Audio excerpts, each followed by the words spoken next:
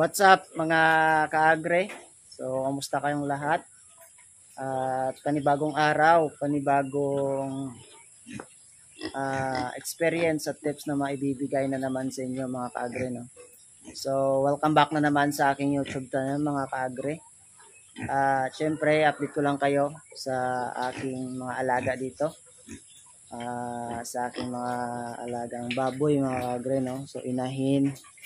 At siyempre yung aking mga biik na soon na gagawin na gelt o inahin, no? Kagre. At yun nga, yung aking tatlong biik na to ay nagsimula na ako ngayon sa pag mix, no, ng pagkain sa kanila ng ililipat ko na sa grower stage yung kanilang pakain mga kaagre. So yung edad nila ay mga kaagre ay nasa 84 days na simula nung pagkapanganak, no. So ito na sila. Yun, mahaba na yung katawan at bumibilog na rin. So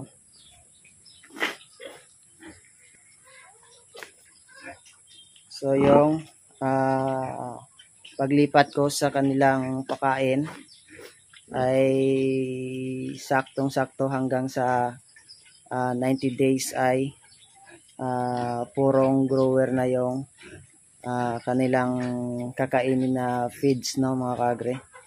At yung aking inahin naman ay siyempre yung kanyang edad sa pagbubuntis simula pagkakakasta ay nasa 48 days na mga kaagre, no. So ayan, kahit paano unti-unti na siyang umuumbok, lumalaki na yung katawan niya. So ayun, kahit paano ay siyempre may isi-share ako sa inyo mga kaagre tungkol sa pag-aalaga ng baboy, no. So yung inahin na yung barako ko naman ay swabing-swabe na naman yung kanyang kulungan dito at yung kanyang edad ay mag-1 year na sa October 24, no.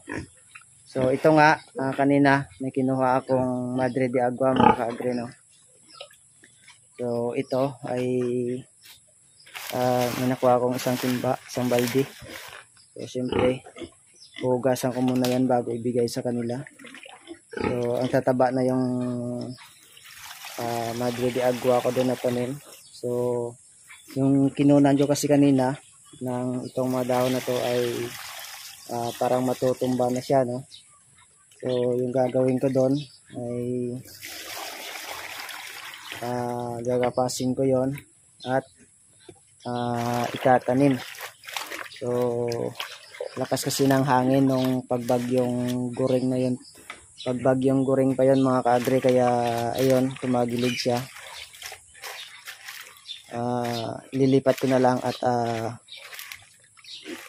palawakin pa yung pagtanim, no. So malakas kumain na itong mga ating mga alaga sa yung mga biik na to ay sanay na kumain sa Madre de Agua, no. So siyempre dapat hugasan muna natin bago natin ibigay.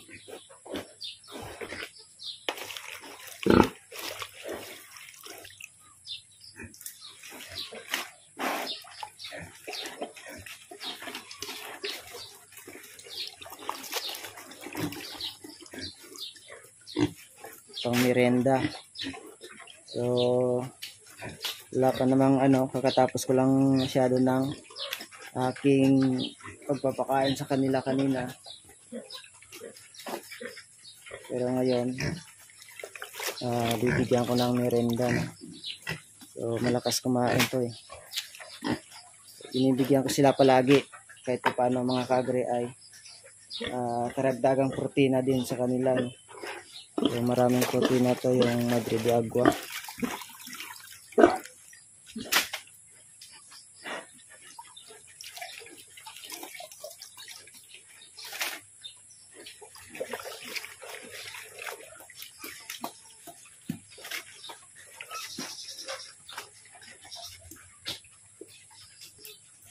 So kahit sa buntis na inahin to mga kaagre ay okay. Walang problema to. Magandang pangmerenda sa kanila, no.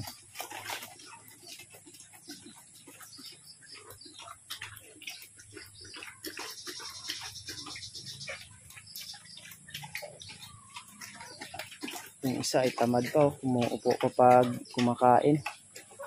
Pero ang lakas na kumain mga kaagre. So makikita na sa katawan na malakas talaga kumain, no. Yun.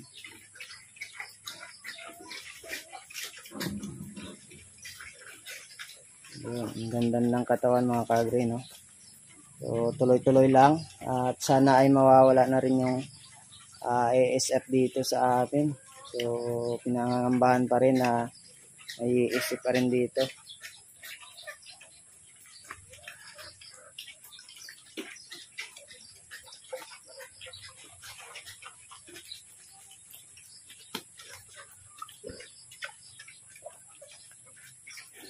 So pag maganda lang yung laki nila, tuloy-tuloy, ay sigurado na gagawin ko talagang inahin to, yung tatlong biik ko na to, no.